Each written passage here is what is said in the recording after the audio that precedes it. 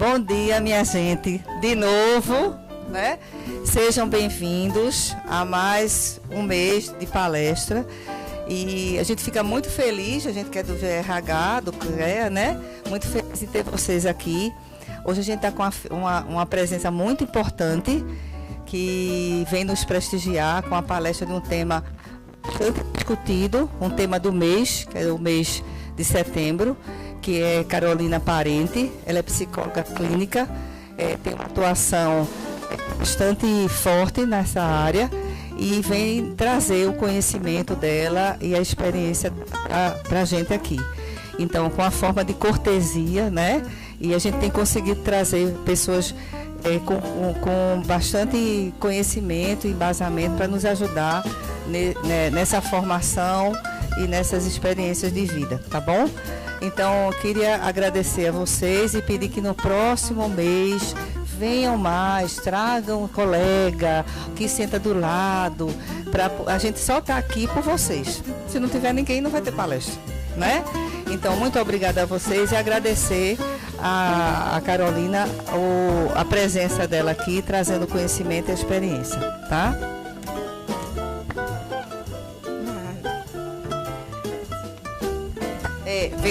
Após a palestra, a gente vai entregar um papelzinho amarelo para cada um.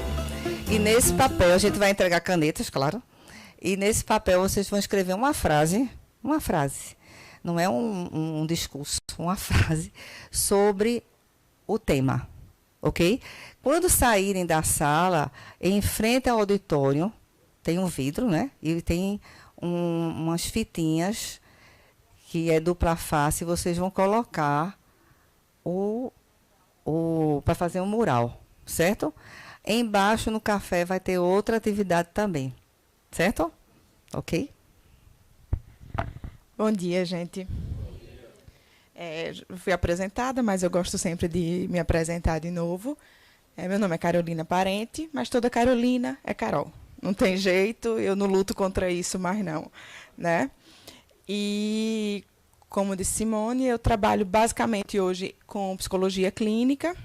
Já trabalhei em hospitalar, já trabalhei com renal crônico, já trabalhei com adolescentes e orientação profissional, mas no momento estou me focando mais em clínica e na parte de saúde mental.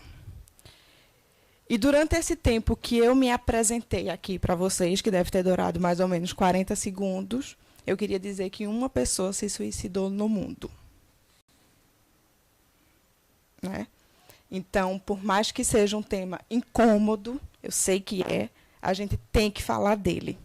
Então, o Setembro Amarelo vem um pouco para a gente discutir sobre esse tema e o que é que a gente pode fazer em relação a ele, né?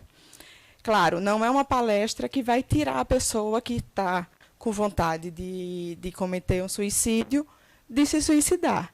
Mas é uma forma de dizer, a gente está olhando para vocês, a gente quer fazer alguma coisa, a gente, né, precisa pensar nesse tema, que já é um tema de saúde pública, deixou de ser um tema de fundo que só interessa aquela família. Já é um tema que se tornou assunto de saúde pública e a gente, então, precisa falar sobre ele. Pode passar, por favor. Não passou. Mas vamos continuando. Pronto. Então, por que falar de suicídio? Se é um tema que incomoda, se é um tema que, na maioria das vezes, envergonha, então, por que a gente vai falar sobre ele? E eu divido sempre o grupo em 2 grupos, mais ou menos. As pessoas que vêm falar sobre o tema, porque ou conhece alguém, ou sente alguma coisa dentro que talvez isso daqui um dia possa se transformar em um risco de suicídio, né? Ou alguém que é um tema que não... Ou vocês também é um tema que não interessa de jeito nenhum. Estão aqui por amizade a Simone, mas vieram, de alguma maneira, prestigiar. Então, a gente, basicamente, né, tem várias motivações para estar aqui, mas vamos dividir nesses 2 grupos. Por que eu gosto de dividir nesses 2 grupos? Por quê? A pessoa que tem casos próximos vai ser muito mais difícil lidar com esse tema. O setembro vai ser incômodo. Eu tenho uma cliente, eu chamo cliente, eu não chamo paciente, porque para mim não é passivo, certo? Cliente também não é o melhor termo, mas é o que mais ou menos dá conta. Eu tenho uma cliente que, em setembro passado, tentou suicídio. E ela, essa semana, me disse, Carol, eu estou extremamente incomodada com esse setembro amarelo. Né? Falar sobre o tema, as pessoas postarem sobre o tema, está me incomodando muito. Eu tive que dar uma atenção bem maior a ela esse mês por causa disso. Né? Então, eu gosto de dividir para saber que vocês ou estão tranquilos com o tema, e aí a gente vai conversar de boa, ou quem está sentindo algum incômodo maior, deixa o meu e-mail sempre que está no início, ou o e-mail do RH, porque a gente tem como ajudar, certo? Então, por isso que eu gosto de fazer essa diferenciação. Pode passar.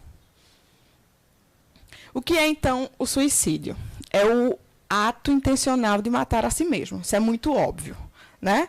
Pessoa que a gente não pode não saber assim, mas a gente sabe quando diz uma pessoa suicidou, a gente entende o que é que a gente quer dizer.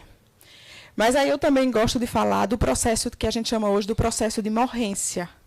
Tem muita gente que o suicídio não acontece de uma hora para outra. A pessoa vem no processo de morrência e aí acaba cometendo o ato. Né? E o que seria esse processo de morrência? É uma culpa, uma vergonha, uma sensação que não dá conta, uma sensação que não faz diferença no mundo. Né?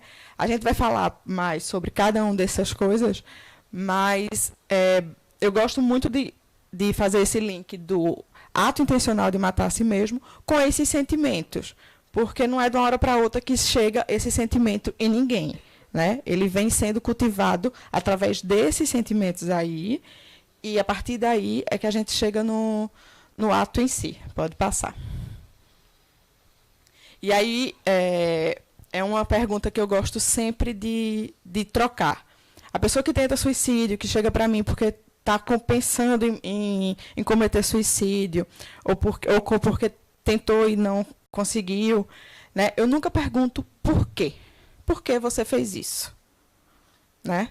Eu pergunto para quê? Né? É essa troca. Porque, na maioria das vezes, o que acontece? A pessoa não gostaria de morrer, de acabar com a vida. O que a pessoa gostaria é de acabar com o pesadelo que ela está vivendo no momento. Né? Ela gostaria de acabar com aquele sofrimento. Então, revela aí um sofrimento psíquico muito grande. Então, a pessoa que está pensando, eu sempre pergunto, o que o suicídio resolveria na vida dela? Eu estou com muita dívida e pronto, acabaria meu sofrimento com as dívidas. Ou seja, o problema dela, o dinheiro, resolveria. Ou está desempregada e arrumar um trabalho, resolveria. Né? Mas não consegue ver como fazer isso. Está tão dentro daquela situação que não consegue ver. Eu uso sempre como um exemplo, não sei se vocês já tiveram a experiência de montar aqueles quebra-cabeças de 1.500 peças, umas férias dessa, a gente inventou de fazer isso na minha casa, né? Minha mãe mora no interior, a gente foi para lá, não tem muito o que fazer, a gente comprou um quebra-cabeça desse enorme, e aí todo dia, todo mundo ia lá e colocava uma pecinha. E aí eu percebi que quando eu ficava muito tempo lá, eu não conseguia enxergar mais a peça que estava faltando ali. Ela, às vezes, estava ali, na minha cara, e eu não conseguia enxergar. Basicamente é isso, quando a gente está dentro de um problema. A gente está tão dentro daquele quebra-cabeça, a peça está ali na frente da gente, mas a gente simplesmente não consegue ver. Quando eu saía, ia fazer alguma coisa, que eu voltava, eita, olha a peça aqui que eu estava procurando. Né? Então, é basicamente isso que acontece quando a pessoa vem. E quais são as características comuns das pessoas que tentam suicídio? Elas estão ambivalentes, elas não sabem muito, né, se quer, se não quer, mas elas são pessoas que são mais impulsivas, ou são pessoas que estão com uma confusão de pensamento muito grande. O pensamento ele não está direitinho, ele não segue um fluxo normal. O pensamento ele está meio com nebulosidades, com alguns nós, e a pessoa não consegue pensar. Eu lembro que na minha adolescência eu tive um colega de turma que se matou. E me chamou muito a atenção, na época, acho que eu nem pensava em fazer psicologia, mas eu me lembro que chamou muita atenção, porque ele se matou numa corda, amarrou uma corda numa árvore, no quintal da casa dele, e se matou enforcado. A questão que me chamou muita atenção na época foi porque ele se matou de uma altura que, se ele colocasse os pés no chão, ele não morria. Ele só precisava colocar o pé no chão na hora que ele se enforcou e ele não morreria. E eu fico pensando, que pulsão de morte, né, que a gente chama, que vontade de morrer é essa, que mesmo naquela hora da agonia a pessoa não colocou o pé no chão.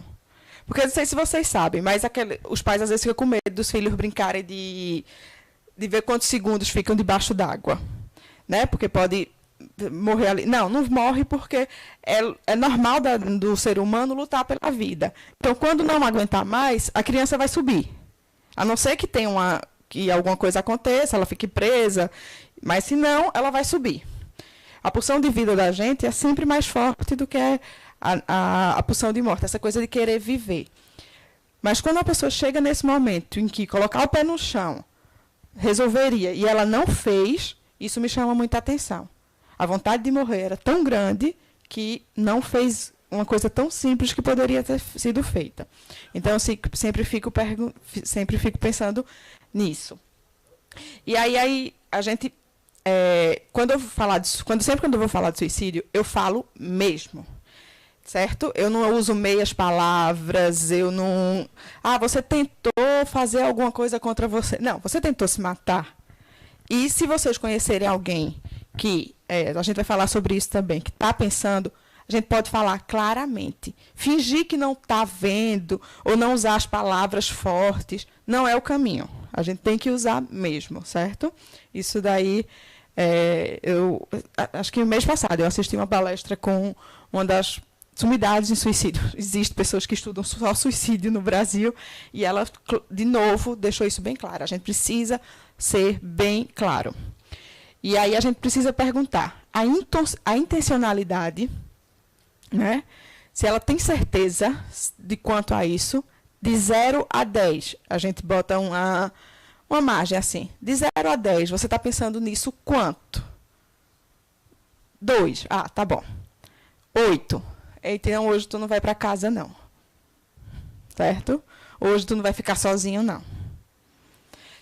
E a letalidade é como você está pensando em fazer isso. Eu estou pensando em fazer isso tomando remédio, tomando meu antidepressivo.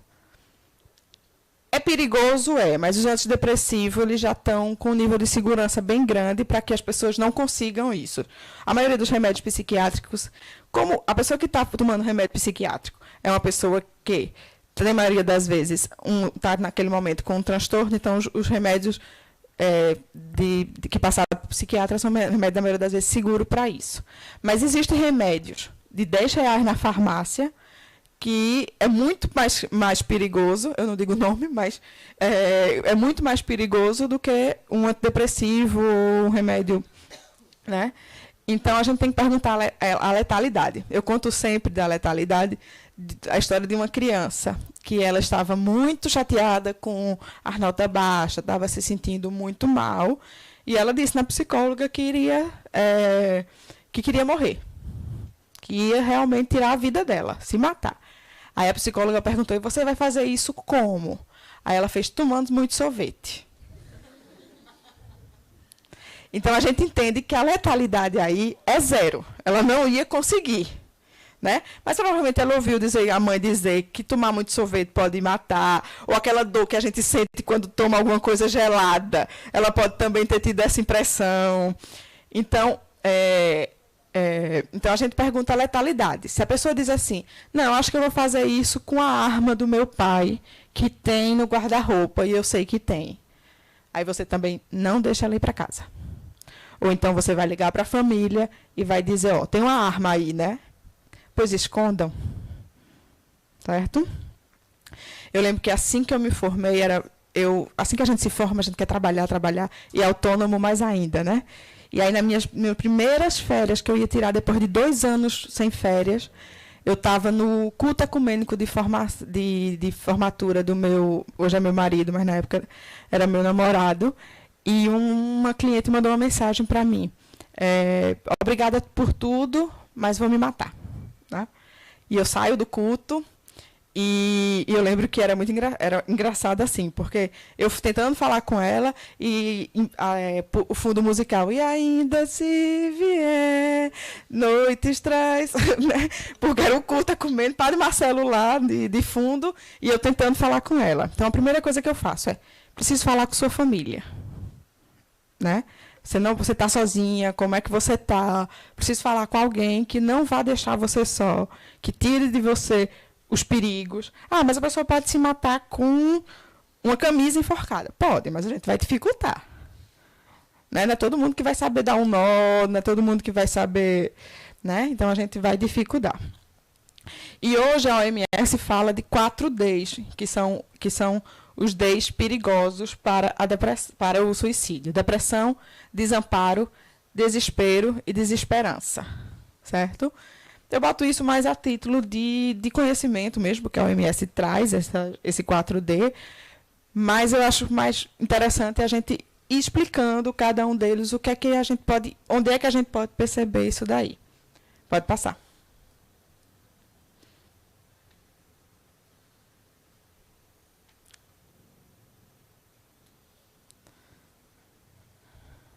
Não foi? Eu acho que vai vir agora um pouco o cenário do que como é que está hoje a depressão no mundo, né? Como eu estava dizendo a vocês, ela a cada 45 segundos acontece uma no mundo e a cada 40 minutos acontece uma no Brasil. Então, quando passar esse nosso tempo aqui também, né, uma pessoa também vai ter se matado. Então, ela já é a 10ª causa de morte no mundo. Né? Então, por isso que é um tema que precisa ser... Pode passar, então, para ver o que é que... Aí, é isso mesmo. Então, uma pessoa se suicida a cada 40 segundos no mundo e a cada 45 minutos uma pessoa se suicida no Brasil. Homens se suicidam 4 vezes mais do que mulheres. A cada uma mulher, 4 homens se suicidaram. Aquilo que eu disse, que é a 10ª causa de morte no mundo, né? 12 pessoas em 100 mil vão morrer por causa do suicídio. E estima-se que em todo o mundo haja anualmente entre 10 a 20 milhões de tentativas de suicídio não fatais. Graças a Deus, as pessoas, na maioria das vezes, não conseguem. E a gente também tem um sistema de emergência, que por mais que a gente fale mal do nosso sistema de saúde e tal, a gente ainda tem um sistema de emergência que funciona para isso, né? Aqui o 192, em outros não. Mas são pessoas que estão preparadas para esse caso. Então, se chegar a ir para a emergência, tem muita chance de sobreviver, mas se chegar. Porque quando a pessoa pega pular de um prédio de 10 andares, a letalidade é muito alta e aí, a maioria das vezes, a gente não consegue. Né? Pode passar novamente. E aí eu gosto muito de trazer o tema família. Basicamente porque eu trabalho com família, mas porque eu acho que todo mundo aqui vai ter um caso, nem que seja perto, mas de uma pessoa na família, ou algum parente, ou algum vizinho. Você vai conhecer alguém. Vai ter familiaridade com o tema, na verdade. Né? Não é só família no sentido nuclear.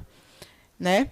E aí, o suicídio ela afeta diretamente cerca de 5 a 10 pessoas. Cada pessoa que se suicida, ela afeta diretamente. Indiretamente, ela atinge muito mais. Mas, indiretamente, ela atinge de 5 a 10 pessoas. Acho que uns 2 meses atrás, eu tinha foi até o senhor que fez minha aliança de casamento. Ele faleceu. De repente, eu vi no Facebook dele, convidando para a missa de 7º dia. E a família não queria falar sobre o assunto. Eu digo, foi suicídio. Quando você vê assim que não fica claro qual foi o... Né? Segunda-feira passada, um residente de medicina se suicidou. Ninguém fica sabendo.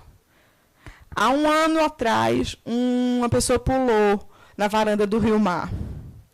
Não foi o que foi dentro, não. De dentro todo mundo filmou e todo mundo viu. Teve um do lado de fora, esse ninguém viu. E simplesmente a gente não vê notícias. Né? A gente não acha isso legal, de se esconder que isso aconteceu. É o comum. Pode falar. Hã? As pessoas acham que falando sobre o assunto vai dar ideia. Sabe? O que a gente não pode é falar como a pessoa fez. Se vocês assistiram, quem é mais jovem deve ter assistido aquela série do 13 Razões Por Quê, né?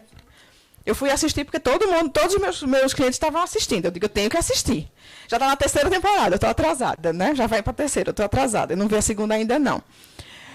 Né? Aquela série é uma série perigosíssima. Eu fui assistir, eu fiquei assim. Por quê? Porque ela nos dá a sensação de que a menina tinha, Hannah, né? Que Hannah tinha os motivos realmente para fazer. Você termina com a sensação de que também, né? Ela tinha mesmo que se matar, porque, meu Deus do céu, tudo que aconteceu com ela. Então, isso é muito perigoso, essa sensação de que era só o que restava para ela. Então, eu fui assistir por isso. E o que é que a gente condena daquela série? Primeiro, porque dá essa sensação de que ela não tinha outra coisa para fazer.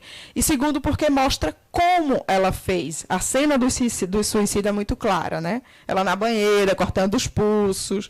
Então, isso é muito forte. Então, a gente pede para que a forma não seja divulgada. Tirou a cena, né? Pronto, quando eu assisti, estava lá, bem óbvia. Né? Eu acho que foi a OMS que caiu em cima, porque não pode. O que eles pedem é que não possa. E aí a imprensa não fala também. No shopping, eu acho que tem muito uma coisa do poder dos donos lá de cima, né? João Carlos Mendonça não vai deixar, não. Mas, no geral, a gente não vê muitas notícias. É isso que eu estou dizendo. Segunda-feira se matou um residente de psiquiatria aqui em Recife. Ninguém fica sabendo. Né? Porque essa é a coisa, que não é legal. A gente vai falar um pouco sobre isso.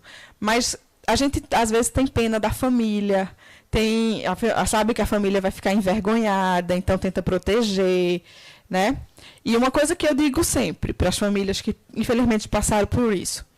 Não adianta ficar se perguntando por quê. A verdade morreu com a pessoa. Por mais que ela tenha deixado carta explicando, ou às vezes não deixa, que deixa a pessoa ainda pior. Né? A verdade morreu com ela. Né? Então, ficar nessa coisa de culpa, de se perguntando por que ela fez isso. Ela fez isso porque ela estava desesperada. Ela não conseguiu ver uma luz no fim do túnel. E essa luz existia. O que eu deixo muito claro é sempre isso. Que não há situação tão ruim que a gente não possa fazer alguma coisa. Às vezes a gente simplesmente não consegue pedir ajuda. Né? E aí também essa coisa da família sentir culpa ou vergonha. Pode passar. E aí também tem os processos autodestrutivos. Né? A gente às vezes se mata um pouquinho ou a gente se coloca em risco muitas vezes. Né? O uso abusivo de álcool e drogas. Né? Ultimamente, então, que a gente... Porque lei seca de quantos anos para cá? De uns 20 anos para cá. Mas eu me lembro muito claramente que todo mundo nessa cidade bebia muito e dirigia. Você está colocando muito sua vida em risco fazendo isso. Né? Eu estava conversando com outra paciente, outra cliente essa semana, que ela disse que o amigo dela faz sexo sem camisinha o tempo inteiro. Ele está se colocando muito em risco. Né? Então, isso daí são processos autodestrutivos. Desligou.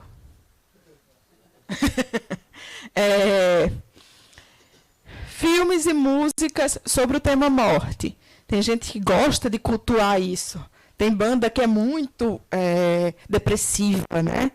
Então, cuidado também com essas coisas que a gente fica o tempo todo... eu sempre digo assim, quando acontece alguma coisa ruim na sua vida, não bota no carro uma música triste, não. Não vá alimentando alimentando aquela tristeza, não, porque a gente tem uma coisa de corroer, sabe? Fica vendo filme triste, bota música triste, fica em casa sozinho no escuro. Sei não, parece que é uma vontade de ficar naquela tristeza. Por amor de Deus, quando acontecer alguma coisa ruim, tente sair de casa, tente gente, tente tomar sol é maravilhoso. Né? A gente tem uma cidade que tem sol quase o ano inteiro, por amor de Deus. Tomem sol. Tanto é que nos países que são mais frios, o risco de suicídio e de depressão é muito maior. Porque as pessoas ficam mais em casa. Né? Então, em Recife devia ter nada, mas não. Essa coisa de se isolar. E uma coisa muito que a gente tem que ter muito cuidado. Distúrbio de sono e transtornos alimentares. A privação de sono ela é muito importante também. Às vezes a pessoa não está conseguindo direito, porque simplesmente não dorme. Está tão preocupada com alguma coisa que ela não está dormindo, e o não dormir faz que o pensamento não tenha fluxo, um bom fluxo, e a pessoa... Né? Então, às vezes, ela procura ajuda. A gente encaminha para o psiquiatra só de passar um remédio para ela dormir, a vida já melhora 30%, só porque ela dormiu. Ou só porque ela comeu. Né? Porque, às vezes, né, os transtornos alimentares também são processos autodestrutivos. Então, sinais de alerta. Eu trago sempre sinais de alerta diretos e indiretos. Para a gente ficar atento, porque a pessoa que se mata não precisa ser aquele residente de medicina que a gente não sabe quem é, não. Às vezes é nosso colega de sala. Né? E a gente diz, poxa, nunca imaginei. Né? Então, eu sempre deixo todo mundo, né? Porque eu acho que quanto mais a gente falar sobre o assunto, quanto mais tiverem pessoas observando isso, mais a gente vai lutar contra o tema. Então, sinais de alerta comportamentais diretos. Tentativas de suicídios anteriores. Se a pessoa já tentou suicídio, ela tem muito mais risco de tentar novamente. Mudanças repetidas de comportamento. Ameaça de suicídio ou expressão, verbalização, intenso desejo de morrer. Ter um planejamento para o suicídio. Sinais observáveis de depressão, oscilação de humor, pessimismo, desesperança, desespero, desamparo. Ansiedade, dor psíquica. Dor psíquica existe, né? A depressão, por exemplo, ela dói. Eu lembro muito de uma paciente que eu tinha, de uma cliente que eu tinha, que ela dizia, Carol, mas dói no corpo, não pode ser depressão, não. Eu devo estar com alguma coisa. Não, porque dói mesmo. Né? Estresse acentuado, problemas associados ao sono, intensa raiva, desejo de vingança, sensação de estar preso e sem saída, isolamento de famílias, amigos, eventos sociais, mudanças drásticas de humor, falta de sentido para viver, aumento do uso de álcool e outras drogas, impulsividade e interesse por situações de riscos. Né? Mas aquela pessoa que pula de bungee jump. Aquela pessoa que pula de bungee jump, ela se bota em risco mais do que outras, mas dizem que já é uma coisa segura, né? Eu não vou. Né? Mas tem gente que gosta dessa adrenalina com segurança. Né? Sinais de alerta comportamentais indiretos. Desfazer-se de objetos importantes. Conclusão de assuntos pendentes. Fazer um testamento. Despedir-se de parentes e amigos. Casos extremos de irritabilidade, culpa e choro. Fazer carteira de doação de órgãos. Comprar armas, estocar comprimidos. Fazer seguro de vida. Colocar coisas em ordem. Subinteresse ou desinteresse em religião. Fechar conta corrente. Tem gente que organiza toda a vida dela e dos parentes antes de morrer. Faz seguro de vida para deixar o parente protegido. Esse é bonzinho, né? Agora, tem muita gente também que não quer deixar a família sofrendo e mata todos antes de se matar. Vocês lembram de um caso que teve recentemente, de um pai que matou os filhos, a esposa e depois se matou. Né? Porque ele disse a causa dele parece que foi alguma coisa financeira, e aí se ele deixasse com a família lá, a família ia ter que ficar com as dívidas. Então, ele queria acabar com o sofrimento de todo mundo. Então, ele matou a família inteira.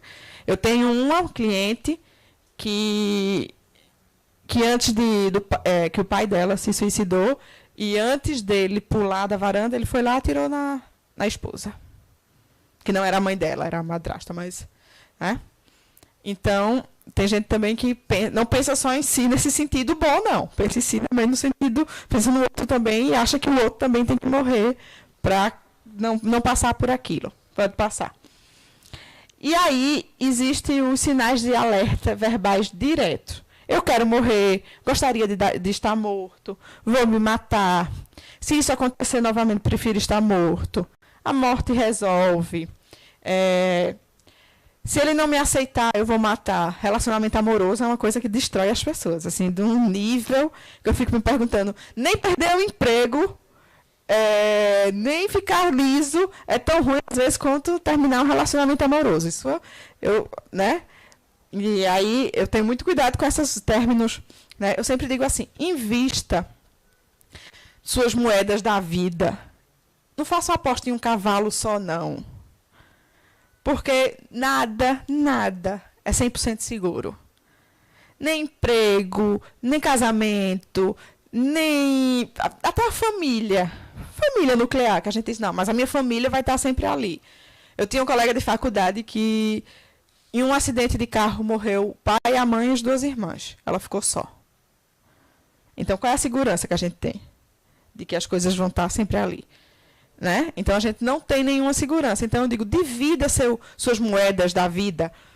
Invista no seu trabalho, mas invista também né, no estudo, invista também nos seus amigos, invista num relacionamento amoroso, sim. Mas invista em tudo isso. Não bote o foco numa coisa só, não. Porque eu digo, quando uma dessas coisas falta, a gente tem todas as outras para nos amparar. Certo? Então, sempre dou esse conselho a todo cliente que eu atendo. Né? Você está muito bem, você está gostando do trabalho, mas esse trabalho na tua vida, não. Não pode ser só ele, não. Né? Que bom que o relacionamento está dando certo. Mas, e teus amigos? Cadê? Nunca mais saísse com eles? Né? Então, sempre tento ver qual é aquela coisa que está ali, abandonada, esquecida, porque eu acho que a gente tem que investir um pouquinho em cada. E sinais de alerta verbais indiretos.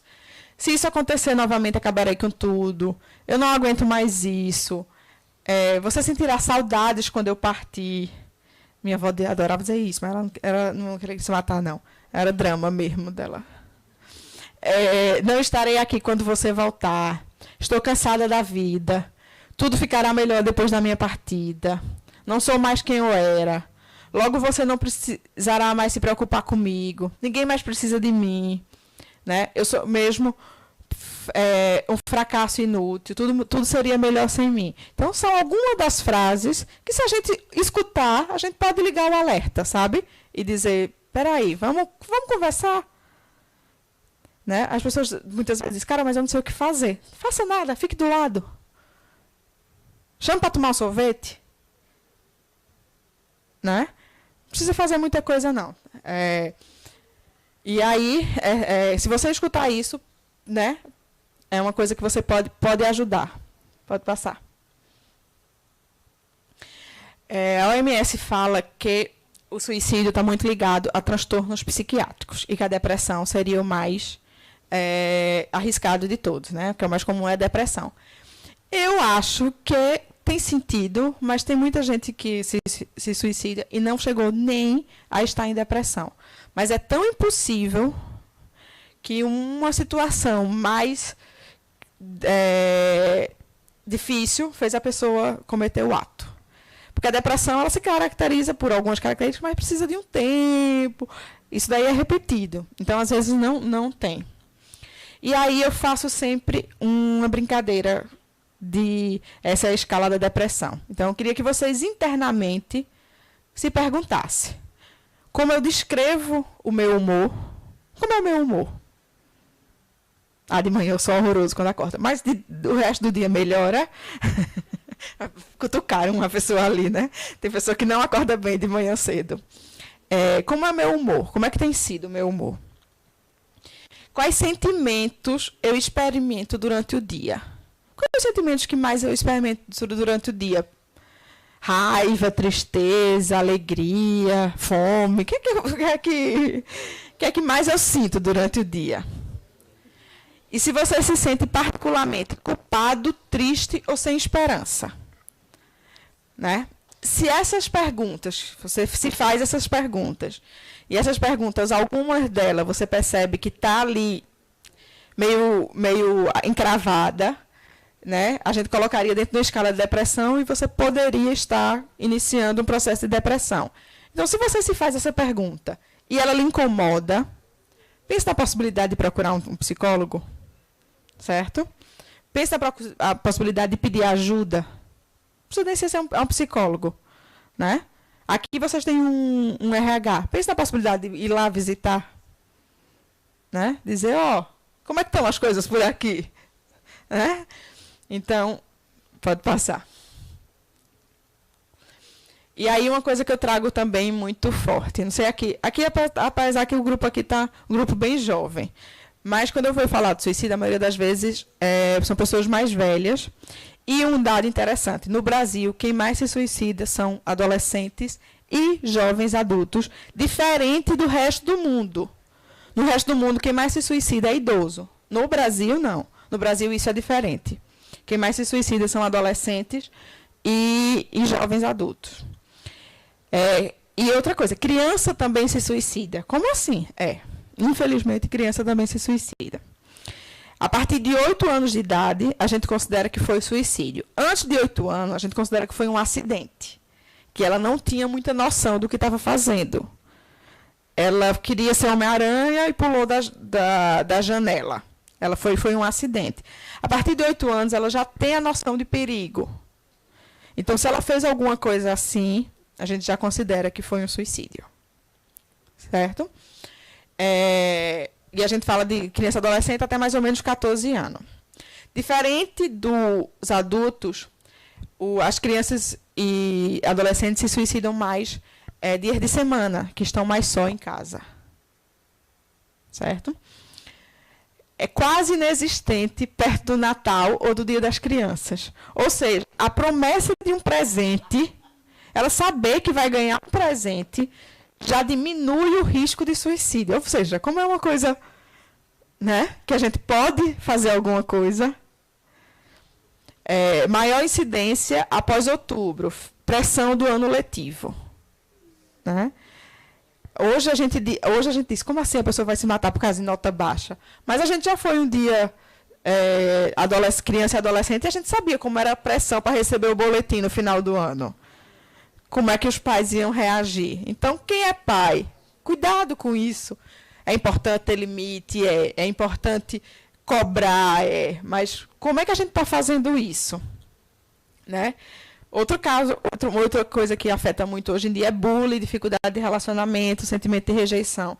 Tantos aqueles casos que a gente está vendo, que a gente via muito nos Estados Unidos, e agora a gente está vendo muito no Brasil, tem muito a ver com bullying, né? Jovens e adolescentes que sofreram bullying, e aí entram no colégio para matar e depois se matarem. Né? De situação familiar autoritárias e abusivas. Né? Lugares onde a casa é muito... Né? Ninguém pode falar um A, ninguém pode dizer que está triste, ninguém pode... Né? Então, esses lugares a gente tem que ter maior cuidado. Pode passar, por favor. Então, o que é que a gente recomenda? Né? 9 em cada 10 casos são passíveis de prevenção. Né? Um presente, minha gente, de Natal, um presente do Dia das Crianças. Então, não é que a gente vai dar o tempo todo presente, mas aquele dali está dizendo alguma coisa. Ficar atentos a mudanças de comportamento, sono, apetite e rendimento escolar. Use a escola como um parceiro. Certo, pais?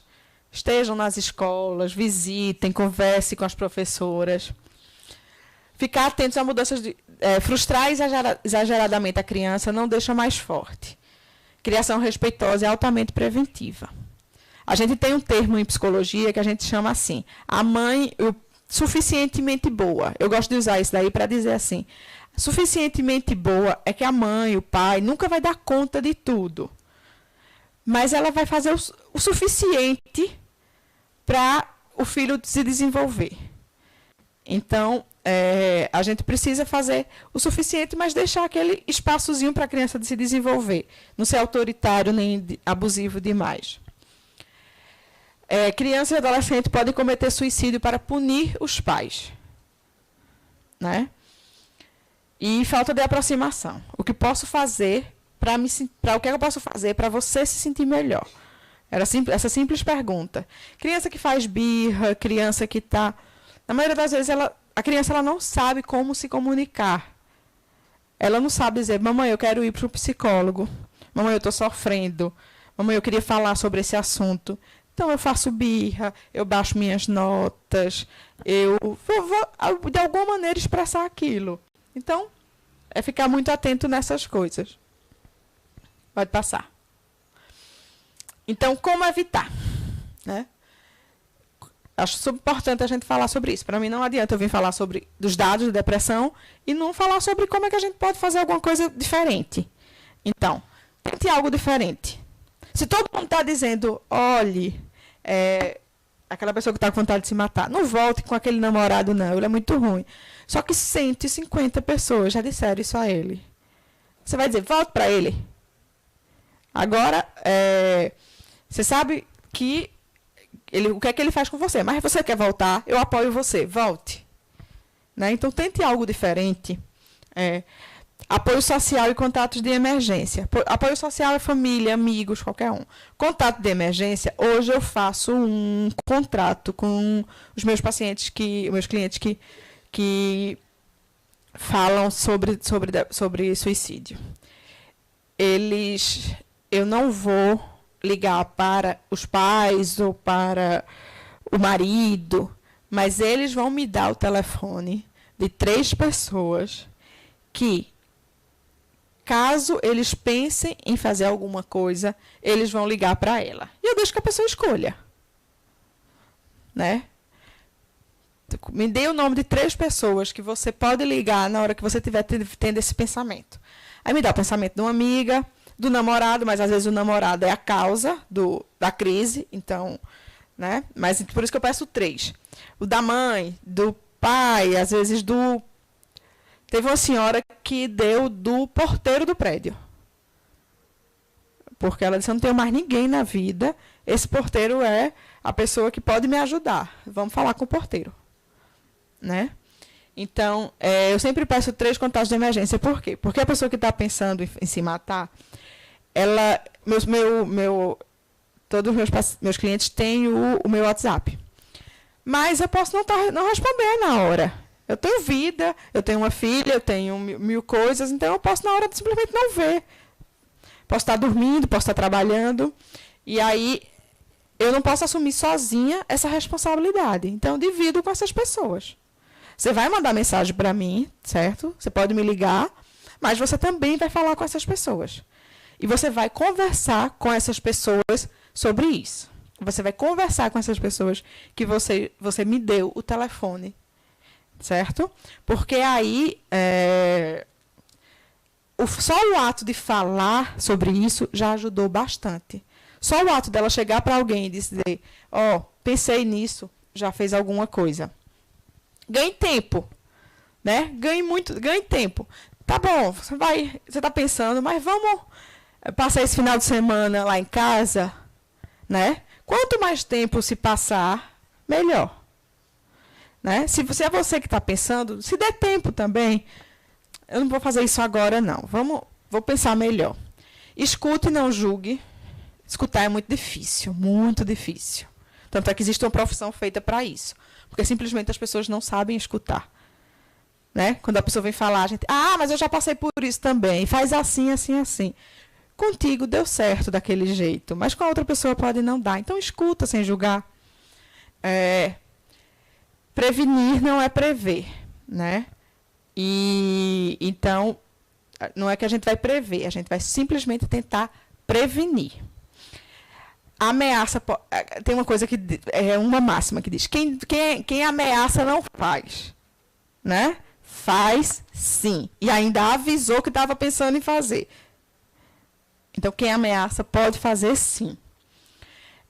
A técnica do toureiro, e eu gosto sempre de falar sobre isso. A técnica do toureiro, se você percebe o toureiro, ele está lá com o vermelho, como é o nome? O meu nome? A muleta vermelha, mas ele não se coloca atrás, ele coloca aqui do lado. Né? Ele não bota para ele ser atingido. Então, a gente tem que mais ou menos fazer desse jeito com os problemas da vida da gente. A gente tem que colocar eles assim, ó, meio do lado. Né? Para a gente poder não ser atingido diretamente com eles. Ou a técnica do pinguim de Madagascar. Vocês já assistiram Madagascar? E no final estão os pinguins de Madagascar lá, tudo dando tchau. Aí um deles pergunta, o que é que eles estão falando? Sei lá, continue a dar tchau. Né? Sei lá o que é que... Né? Sei lá porque aquela pessoa está xingando tanto. Eu estou aqui de boa na minha. Então, usa a técnica para você do toureiro e do pinguim de Madagascar. E o contraponto do suicídio não é alegria, é revolta. Então, quando a pessoa se revolta, quando a pessoa demonstra uma raiva, é bom. Certo? Então, a pessoa que está revoltada, ela está começando a reagir daquela situação. Pode passar.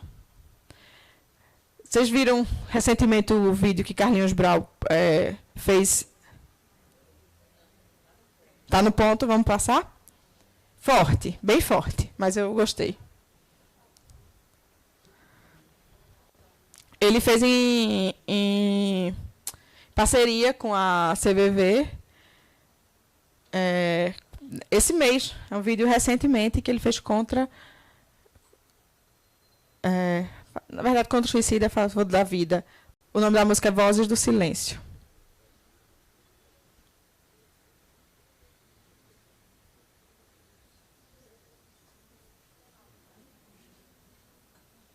Ele está tentando ali, ele está tentando. Eu estou vendo ele mexer.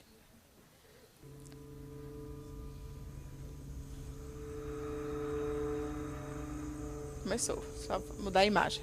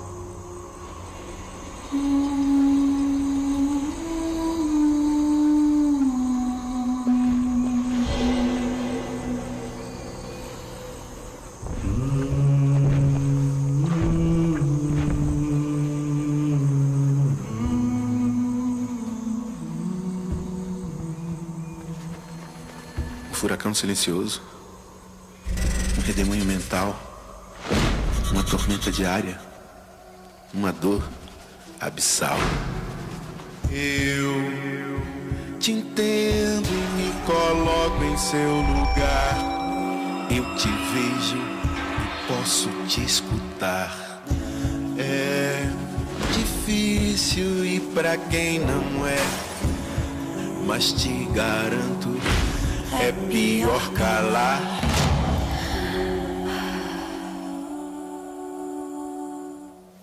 Em silêncio você morre aos poucos, e morrer não é opção. O que se sente não escolhe quem afeta, e nem tem definição.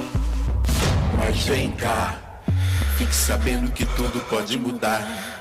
Fala, pode se abrir, que tem gente pra te escutar.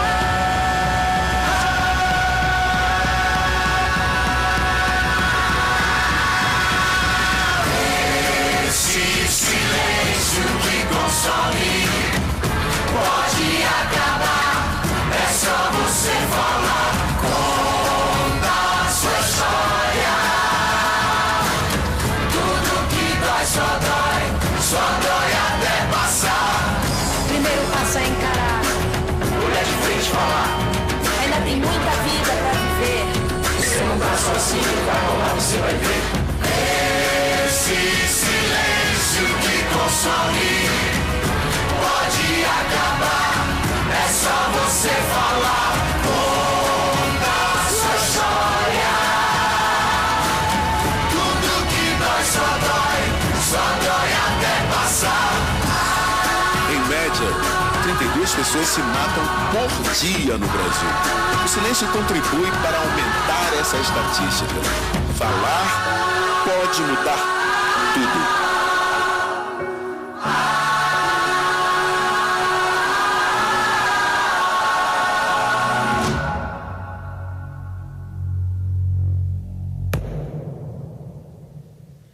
Essa foi a campanha, né, que o Centro de Valorização à Vida fez, junto com o Carlinhos. E eu achei muito, muito legal o vídeo, principalmente porque eles estão nessa de falar. Falar é o que pode resolver. Então, é isso que a gente está fazendo aqui, falar. Mas eu uma vez liguei para saber como é. Se iam me atender, se não iam. Eu fui testar se funciona mesmo aquele númerozinho que às vezes a pessoa né? Funciona, mas não é rápido, não. Certo? Porque são feitos de voluntários. Então, nem sempre, às vezes eles podem estar todos em ligação e, infelizmente, sua ligação demorar a ser atendida.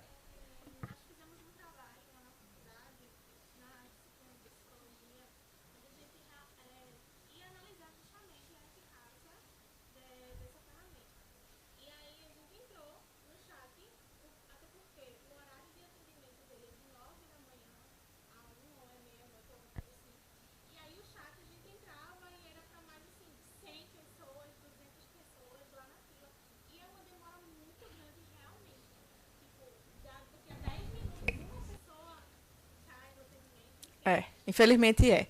É isso mesmo, porque são voluntários, a gente não pode nem criticar.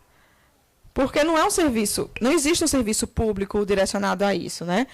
E pode passar, por favor. Eita, no meu. E então funciona, é legal quando funciona, mas nem sempre funciona. Então eu também deixo isso claro porque tente outras alternativas que não só essa. Então, onde procurar ajuda, centro de saúde, posto de saúde, serviço de urgência, qualquer forma que você falar, chegue no hospital de emergência, diga que está sentindo um ataque cardíaco, é mentira, mas pelo menos eles vão ali cuidar de você, te dar um tempo, né? E procure ajuda, fale com alguém, identifique sinais, se ouvir história, desesperança, tudo isso eles colocam como juntos somos mais fortes. Eu, particularmente, deixo aqui meu e-mail para que, caso vocês precisem de algum tipo de orientação. Não posso atender, claro, todo mundo, mas a gente tem eu fiz um curso sobre manejo de suicídio, e aqui, pelo menos, acho que 100 psicólogos fizeram junto comigo. Então, na cidade, existem profissionais preparados para fazer isso, certo? Então, se precisar de ajuda, é uma página. Eu esqueci como é a página agora aqui, mas eu posso depois informar vocês a página que vai dizer todos os profissionais que estão abertos a atender essa demanda, porque também nem todo mundo está disposto, viu? Não é um tema simples, não. Então, né? Pode passar, por favor. E aí, a última coisa que eu queria falar é sobre as recomendações. Se passarem vídeo para vocês sobre suicídio, né? O assunto tem que ser falado, mas ele não precisa ser... Sabe a ferida que a gente fica mexendo? Né? Então, não passe vídeo que dê ideia. Não vira... A gente, às vezes, compartilha tanta coisa feia no WhatsApp. Eu acho o WhatsApp maravilhoso, mas também, quando ele funciona para o mal, ele funciona de verdade. Né? Então, tenha cuidado com isso. Não publicar fotos de falecidos ou cartas suicidas. Não informe detalhe específico. Não forneça explicações simplistas. Se matou porque acabou o namoro. Não é isso. Né? Senão todo mundo aqui tinha morrido, porque todo mundo já acabou o namoro uma vez. Né? Foi dentro de uma situação. Não glorificar o suicídio, fazer sensacionalismo. Não use estereótipos religiosos ou culturais. Foi falta de Deus. Também não é isso. Né? E não atribua culpa. Foi culpa aquela pessoa. Também não faça isso.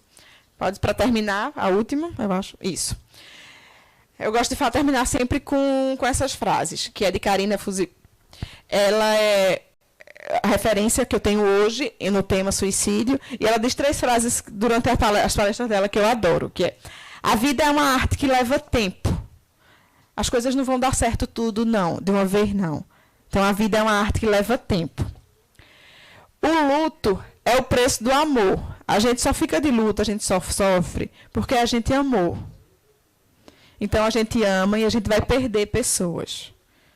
Né? Então, a gente, de vez em quando, vai estar de luto. Do luto não precisa ser só porque a pessoa morreu, não. Às vezes, o namoro acaba e a gente fica de luto. Às vezes, a pessoa vai morar fora e a gente fica de luto. Então, o luto é o preço do amor. E aí, o que eu mais gosto dela, ela diz: enquanto há vida, há jeito. Depois que a pessoa se mata, aí não tem mais o que fazer, não. Mas enquanto a pessoa está viva, tem jeito. Certo? Então, era isso que eu queria passar para vocês. E aí, estou aberta se vocês quiserem.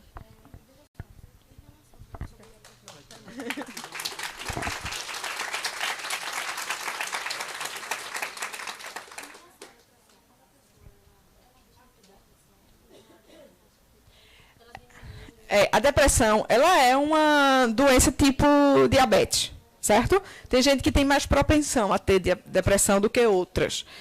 E tipo diabetes, a depressão ela pode ser controlada. Inclusive, a pessoa que tem maior propensão a ter depressão, ela pode controlar, inclusive, sem remédios. Né? Está em terapia, ou fez terapia um bom tempo e está conseguindo se entender. Né? A depressão é como diabetes, ela não tem cura, ela tem controle. Certo?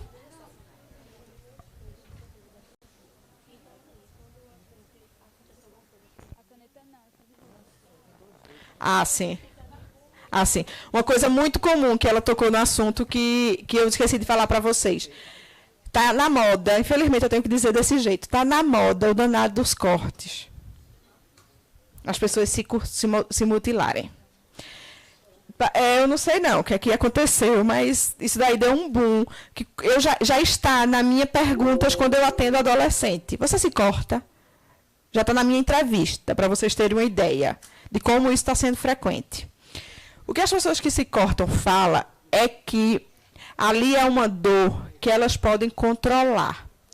O sentimento ruim, a gente não sabe muito como lidar com ele. O corte, a gente transferiu aquela dor para aquela parte do corpo. Né? Então, é um pedido de ajuda. Né? Às vezes é um pedido de ajuda escondido, porque a pessoa se corta e não pede ajuda. Mas, na maioria das vezes, elas fazem ou aqui, ou nas pernas, ou nos braços. Né? E alguém vê. Né? Então, é um pedido de ajuda. Não necessariamente essa pessoa que se corta vai cometer suicídio. Não. Não tem ligação direta com o suicídio. Tem ligação direta com um pedido de ajuda. Com o estou sofrendo e não sei o que fazer com esse sofrimento. Certo? Então, a gente tem que ter cuidado. Mas essa coisa da mutilação está muito em evidência e no seriado tem, né? Ela também se corta bastante antes. Né? Mas alguém queria colocar alguma coisa?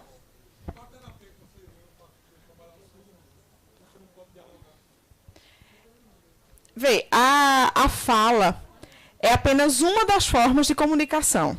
Né? Uma vez uma professora me disse isso, eu fiquei assim. Eu começando no estágio, porque eu ia atender uma criança que não falava.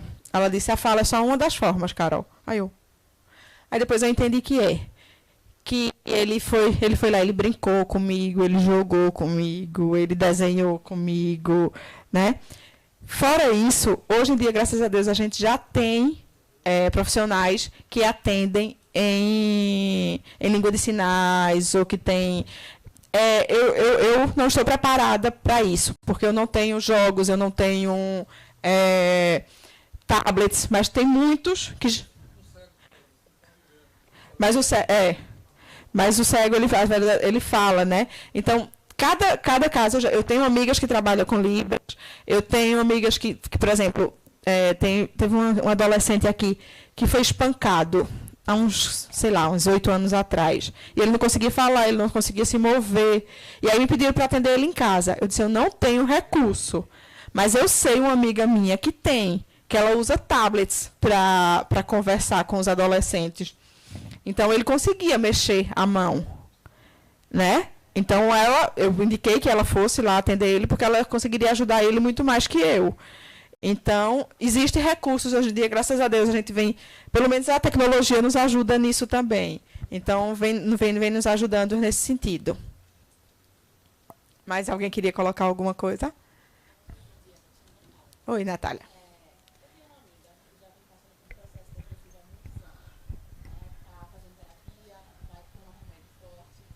Mas, assim, a parte do oferecer ajuda, eu particularmente tenho muita dificuldade, porque eu chamo para sair, ela desmarca. Eu digo que vou na casa dela, ela diz que não vai abrir a porta. Vive com dor de cabeça, ela trabalha, mas, enfim, vive se afastando por conta disso. Então, assim, a parte do oferecer ajuda, eu fico me perguntando o que eu poderia fazer mais. E qual o sinal de alerta? Assim, qual é o sinal vermelho? Porque eu, particularmente, tenho medo de um dia receber uma notícia terrível. Os sinais de alertas foi aquilo que a gente falou, né? Mas pergunta a ela.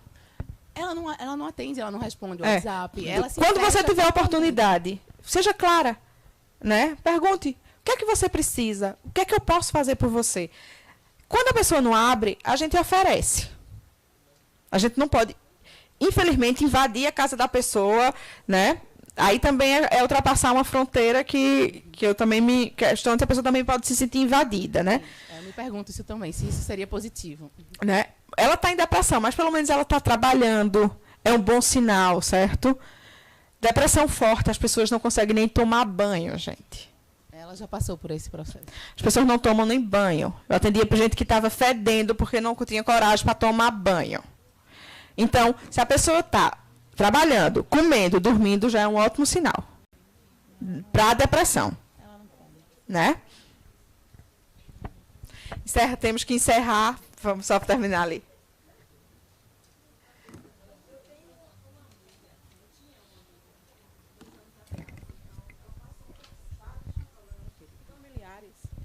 Passou por vários problemas familiares e aí não teve assim uma ajuda, né?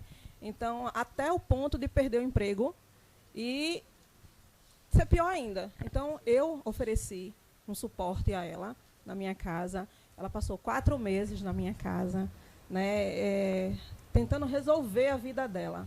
Foi aí, então, que ela decidiu ir para Petrolina e tentar a vida lá, né? A família era de lá. E aí ela foi. Só que, durante 2 meses, né, eu sempre conversando com ela, sempre dando conselhos, ouvindo, né, bastante. Até um dia que, uma sexta-feira, ela me ligou, né, um pouco aperreada, e eu disse para ela, olha, você não está conseguindo, aí você volta para Recife, e aí aqui você tenta outra oportunidade. Ela disse, mas, Vânia, eu vou para Recife, eu não tenho, né, onde ficar, eu não tenho família, eu não tenho suporte. Se você volta, vem para minha casa. Isso. Enquanto você está se organizando, você conseguir uma oportunidade, você resolve o que fazer da sua vida. E aí ela disse, mas eu não vou, porque eu já passei 4 meses na sua casa, eu já te dei muito trabalho, você já me ouviu bastante. Né? Eu disse, mas não é isso. Né? Não é isso. A gente está aqui para ouvir, é para ajudar da melhor forma. Então, aí, o que é que aconteceu? Na sexta-feira, ela falou comigo por telefone, né? Aparentemente super bem. Né? No dia seguinte, estava até para receber a família em casa, porque tinha resolvido umas questões lá. E aí, para mim, estava tudo bem. Só que aí, no dia seguinte, eu recebi a notícia da mãe dela que ela tinha se suicidado. E quase sempre pega a gente de surpresa. De surpresa. Porque, por mais que a gente fale no assunto, que a gente veja sinais, que pega a gente de surpresa, porque a gente não acha que a pessoa vai chegar a esse ponto. E é isso que você fez. Infelizmente, você, quanto amiga, não podia fazer mais. Porque a gente se apega, a gente tenta fazer com que aquela pessoa crie um vínculo com qualquer coisa. Eu já tive um cliente que o vínculo que eu consegui fazer ele criar foi com as plantas da casa dele. Ele começou a dizer que não tinha mais sentido, não tinha mais nada. E eu procurando, consegui achar o jardim da casa dele, que ele tinha orquídeas. E aí foi as orquídeas que consegui começar a criar nele uma mínima vontade de viver. Eu não ajeitei a vida dele toda, não. A vida dele ainda estava bem ferrada. Mas eu dei a ele alguma coisa para ele continuar. Então, o que a gente pode fazer, às vezes, é o mínimo, né? É achar tirar ele daquele momento desesperado por meia hora. Mas ali já pode fazer uma diferença, certo?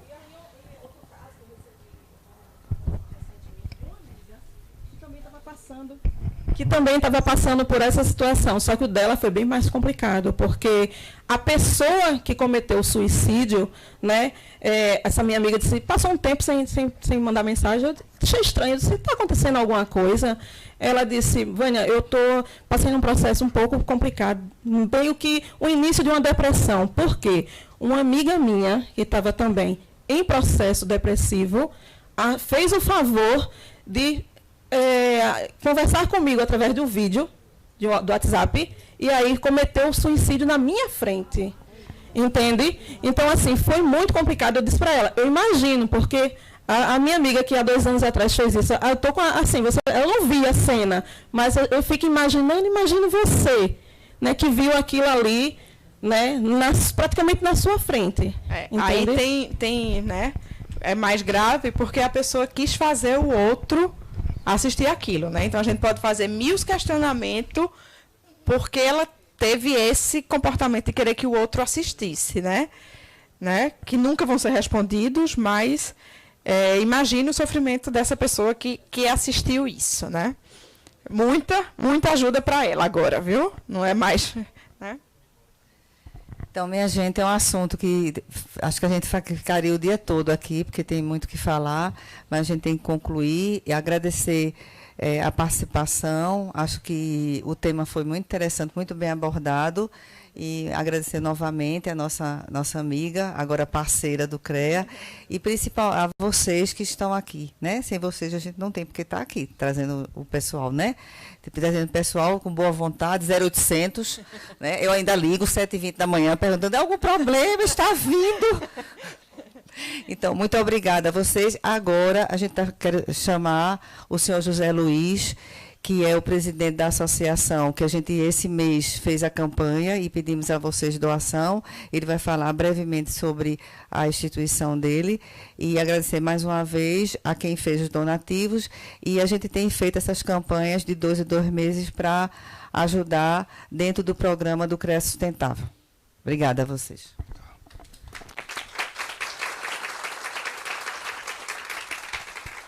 Bom, gente, meu nome é José Luiz, tá? José Luiz da Hora, sou presidente de uma ONG chamado Centro de Apoio a Crianças e Adolescentes. Nós atendemos 80 crianças em vulnerabilidade social, numa comunidade muito carente em Pau Amarelo, tá? E eu vim aqui agradecer, né, as doações que foram feitas. Nós temos uma página no Facebook, onde vocês podem acompanhar todo o nosso trabalho. Instituição séria, nós já existimos há 12 anos, eu sou agente de desenvolvimento social, né? Trabalho como menor infrator e fundei essa ONG dentro de uma comunidade muito carente, fazem 12 anos, e vim aqui agradecer as pessoas que contribuíram. Estamos com um projeto lá agora para fazer um galpão para as crianças, estamos fazendo uma vaquinha na internet, está lá o link, quem puder ajudar, quem puder ir lá. Nós funcionamos das 7h30 às 17 horas, com reforço escolar, com aula de capoeira, com aula de música, tá? E convidamos a todos aí, quem quiser visitar a gente está de portas abertas, e pela internet, através de nossa página, que é o nome da instituição, Centro de Apoio a Crianças e Adolescentes. Tem uma página lá com todas as nossas ações, tá bom? Muito obrigado a todos e um bom dia. Nós até divulgamos a vaquinha, né? Para quem quisesse fazer doação. Bem, o papelzinho amarelo que foi dado a vocês é para escrever uma frasezinha sobre o tema. Aí, quando sair em frente ao auditório, vocês colocam e depois descem para o café. Muito obrigada, pessoal. Um bom final de semana para todos.